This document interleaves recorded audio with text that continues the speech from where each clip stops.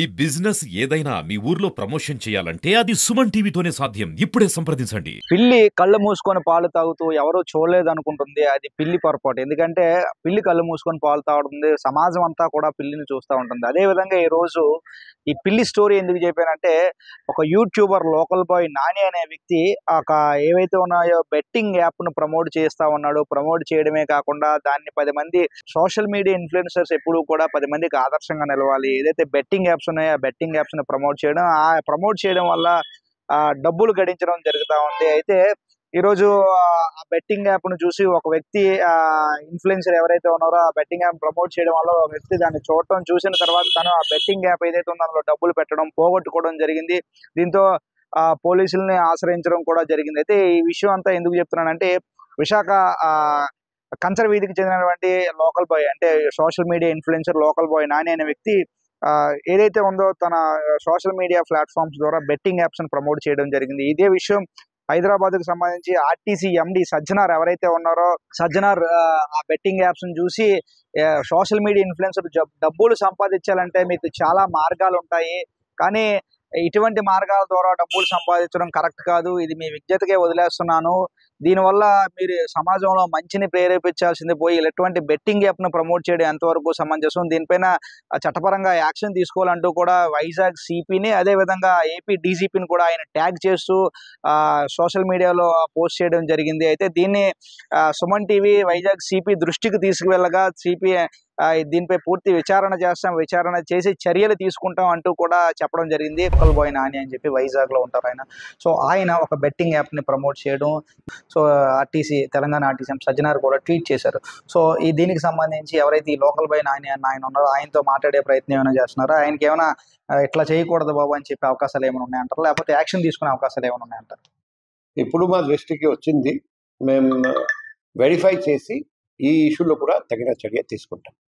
Suman TV చెప్పిన తర్వాత మరికొంతమంది ఏఎస్ఎఫ్ కొంతమంది నాయకులందరూ కూడా, కొంతమంది విద్యార్థి సంఘ నాయకులు కూడా సిపి ఆఫీస్కి వెళ్ళటం, లోకల్ బాయ్ నాని మీద ఫిర్యాదు చేయడం కూడా జరిగింది. ఫిర్యాదు చేసిన తర్వాత పూర్తిగా విచారణ చేసిన పోలీసులు ఈరోజు లోకల్ బాయ్ నానిని రిమాండ్కి తరలించారు. రిమాండ్కి జడ్జి ముందు పెట్టి జడ్జి తర్వాత రిమాండ్కి కూడా తరలించడం జరిగింది. అయితే ఈ తతంగం అంతా తెలుసుకున్నటువంటి లోకల్ బాయ్ నాని గత 2 రోజుల క్రితం ఒక వీడియోను కూడా రిలీజ్ చేశారు. నేను ఏదైతే చేశానో ఆ వీడియో ఇప్పటిది కాదు, అది ఎప్పుడో పాతగా నేను చేశాను వీడియో, అది ఇప్పటిది కాదు. ఏదైనప్పటికీ కూడా నేను చేసింది తప్పే, నన్ను క్షమించండి. ఇక మీదట ఇటువంటి వీడియోలు చేయకుండా నేను జాగ్రత్త తీసుకుంటాను. నాతో పాటు మరికొంతమంది నాకు చదువు లేదు, సో అందువల్ల నాకు తెలియక వీడియోను ప్రమోట్ చేశాను. సో చదువు వచ్చిన వాళ్ళు కూడా ఇటువంటి వీడియోలను ప్రమోట్ చేస్తూ ఉన్నారు, ఇటువంటి బెట్టింగ్ యాప్లు ప్రమోట్ చేస్తూ ఉన్నారు. దయచేసి నన్ను క్షమించండి. ఈ వీడియో ఇప్పటిది కాదంటూ కూడా కొంత వివరణ ఇచ్చారు. ఇల్లు కళ్ళు మూసుకొని పాలు తాగడం అని చెప్పాను చూసారా. సో ఈ రోజు నిజంగా ఆ వీడియో అంటే ఇప్పుడు లేటెస్ట్ వీడియో అనేది, కాకపోతే ప్రజలందరినీ తప్పుదోవ పట్టించే విధంగా ఆ వీడియో నేను ఇప్పుడు చేయలేదు. ఎప్పుడో పాత వీడియోని సజ్జనార్ గారు చూశారు. సజ్జనార్ గారు చూసి దాన్ని ఇప్పుడు ట్వీట్ చేశారు. నిజంగా అదృష్టమే, సజ్జనార్ గారు నన్ను గుర్తించారు.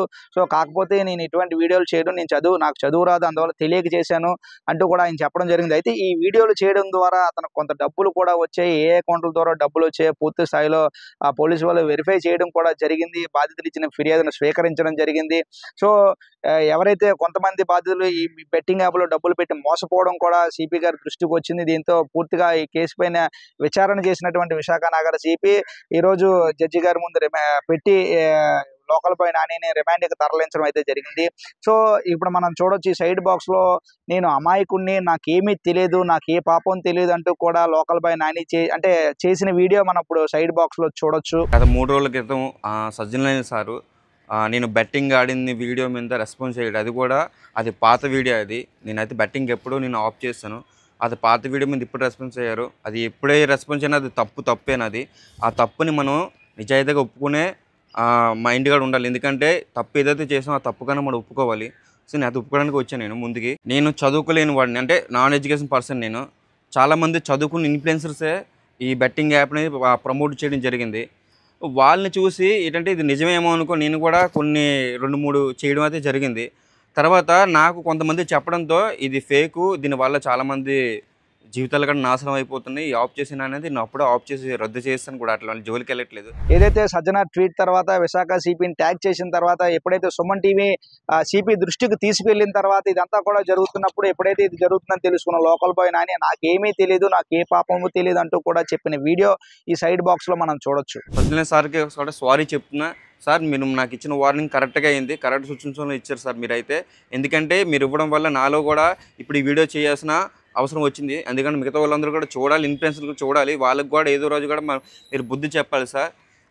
Thank you so much sir. మీరు కూడా మంచిగా రెస్పాన్స్ అయ్యి బెట్టింగ్లు చేసే వాళ్ళకి కూడా ఒక వార్నింగ్ లాగా ఇచ్చారు, చాలా మంచి విషయమే సార్.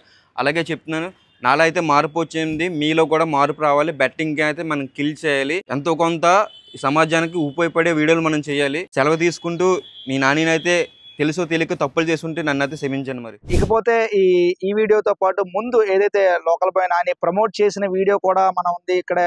ఇది కూడా ఈ స్క్రీన్ మీద చూడొచ్చు. ఏదైతే డబ్బులు ఏ విధంగా వస్తున్నాయో ఎవరైతే తన వైఫ్ ఉందో తన వైఫ్ లోకల్ బాయ్ నాని కలిపి ఈ వీడియోని చేయడం జరిగింది. ఏమండి నాకు షాపింగ్ డబ్బులు కావాలి అంటే షాపింగ్ ఎంత కావాలి అని నాని అడుగుతున్నాడు ఈ వీడియోలో. సో నాకు 30,000 కావాలంటే 30,000 ఇగో 40,000 పట్టుకెళ్ళు షాపింగ్ అని చెప్పిస్తున్నాడు. ఇవన్నీ మీకు ఎలా వచ్చాయి అంటే సో ఈ యాప్లు ప్రమోట్ చేయడం ద్వారా వచ్చిందని చెప్పి ఆ వీడియో కూడా మనం ఇక్కడ సైడ్ బాక్స్ లో చూడొచ్చు. మమ్మీ నాకు ఒక 30,000 కావాలి, నీ దగ్గర ఏమైనా డబ్బులు ఉన్నాయా? 30,000 ఎందుకు? ఎందుకంటే కొంచెం మోర్కి వెళ్తాను, ఇంకా కొంచెం షాపింగ్ ఉంది అందుకని. నీ దగ్గర ఏమైనా ఉంటాయి ఇవ్వు. 30,000 40,000. 30 అడిగితే 40 ఇచ్చా, నీకెలా ఇంత ఫాస్ట్గా? అంటే చాలా రోజులు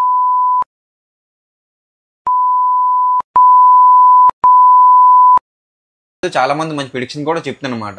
అందరుగా మంచి విన్ అవుతుంది, వాళ్ళతో పాటు నేను కూడా విన్ అయ్యి డబ్బులన్నీ సేవింగ్ చేశాను. సేవింగ్ చేసి ఇదిగో నీకు 40,000 ఇచ్చాను. సో మళ్ళీ కూడా నేను ఆడుతున్నా కూడా, నేను కూడా. సరే మళ్ళీ సంపాదించా, నేను మళ్ళీ షాపింగ్ అడుగుతాను నీకు. ఓకే గైస్, చూసారు కదా. సో మీకు కూడా ఇంట్రెస్ట్ ఉంటే